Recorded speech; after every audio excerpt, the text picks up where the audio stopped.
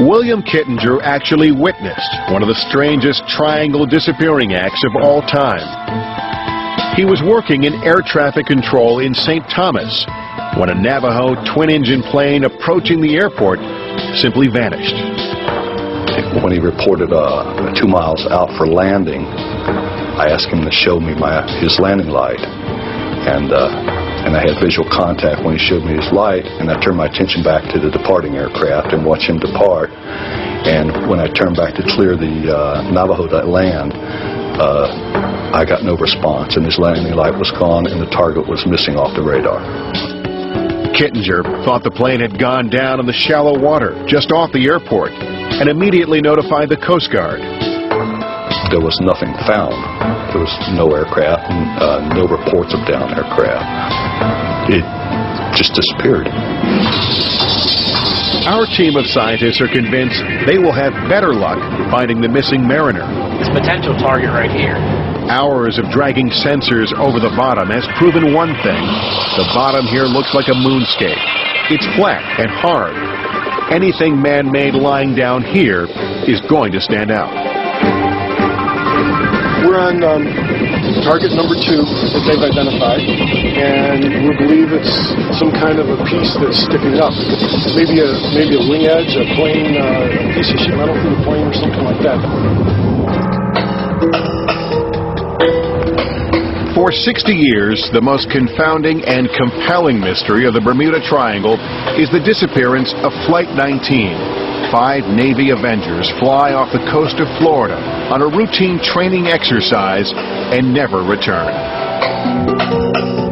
The oil tends to collect in the bottom cylinders, so we pull this through to make sure that there's not a hydraulic lock. Pilot Rick Siegfried is getting ready to fly the path that Flight 19 planned to take that day. It's just one leg of our multi-pronged search for answers to what happened in December 1945. We might get a little insight into how they might have either lost track of time and or lost track of their position.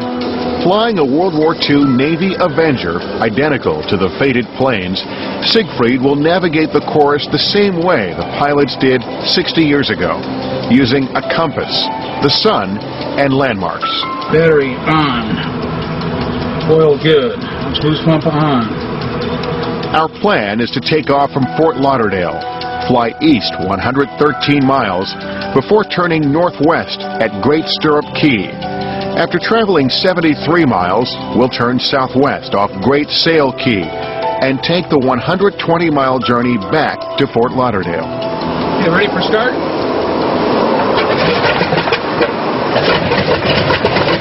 The Naval Air Station where Flight 19 originated is now the Fort Lauderdale Hollywood International Airport. And like the 5 planes that disappeared in 1945, we take off under mostly clear skies. And what a glorious day, good visibility, scattered cloud deck up in front of us. Following Flight 19's route, we head for Hens and Chicken Shoals. The shoal should be just this side of the lighthouse and a little south. We find the shoals. It's those rocks sticking out of the water. We're looking at the shoals. I didn't see the shipwreck. It might be just a little further south. But there's no sign of the old shipwreck where Flight 19 did its bombing runs. To stay on the same schedule, we fly around the shoals for about 15 minutes before continuing east. And why don't we head for Little Stirrup Key?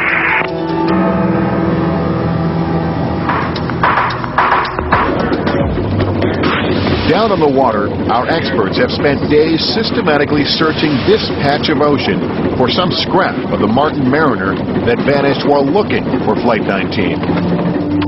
This is where the Navy says the Mariner disappeared from its radar screens.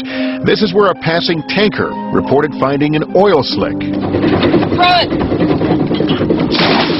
All of our research and conjecture comes down to this: putting divers in the water. One of our vessels, the Sea Dog Diver, has found a target. It's big and it's metal, and it's 80 feet down. Could it be part of the Martin Mariner that disappeared 60 years ago, launching the legend of the Bermuda Triangle? Andrew Driver, a former member of the British Special Forces, is about to find out.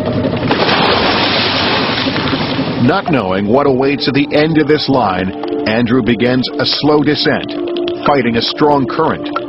At 40 feet, about halfway down, visibility is about 15 feet.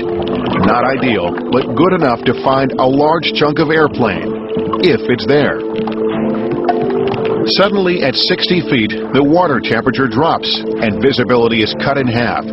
Andrew has hit a thermocline, a layer of cold water and thick plankton that will make finding the target that much more difficult.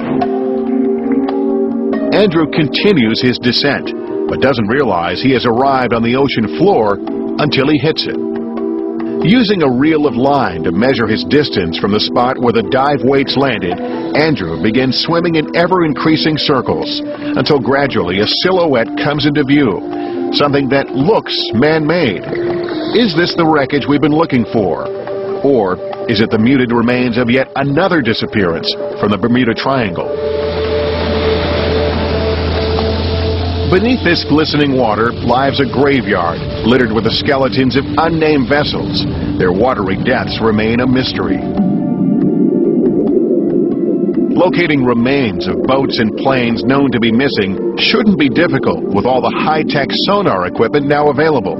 It's not such a big ocean anymore, considering what electronics can do. But for unknown reasons, in the Triangle, evidence is rarely found. It has to be something local to the area. It does not occur elsewhere to this extent. And always disappearance, always nothing, and so many. In cases involving crashes or explosions, the lack of debris could be due to the Gulf Stream, which cuts right through the Triangle. With some of the fastest currents in the world, it is like the ocean's superhighway. This means debris can be swept away quickly. But heavy items like plane engines, huge ships, and large pleasure boats should still be there. A boat disappearance is actually more mysterious, but we don't get as much information because the NTSB will not investigate, nor does the Coast Guard, the pleasure craft disappearance. Parts of the Triangle are incredibly deep. North of Puerto Rico is what's called the Puerto Rico Trench. Here, the depth drops to 30,000 feet, the deepest point in the entire Atlantic Ocean. And right off Andros Island in the Bahamas is what is called the tongue of the ocean. The water depth suddenly changes from being just a few hundred feet into thousands of feet. This deep drop-off is a dramatic change from the rest of the Bahamas bank, which is extremely shallow. This creates unique patterns in weather and waves. In this sort of confined area, it's almost like a canyon. The water patterns and also wave conditions are pretty strange. Hans Graber is an oceanographer at the University of Miami who specializes in rogue waves. Rogue waves are large waves that defy the pattern of the waves on the surface at any given time. They can be perilous, up to 120 feet in size. Graber thinks rogue waves may be the cause of many a ship's unknown demise. Quite often they come without much warning. They suddenly appear, and that could break over the bow of the ship, and in some cases break the ship in half, or in some cases even push it underwater.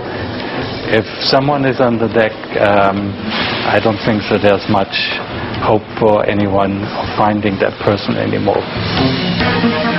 In the spring of 2005, passengers on the Norwegian Dawn, an enormous cruise ship traveling from the Bahamas,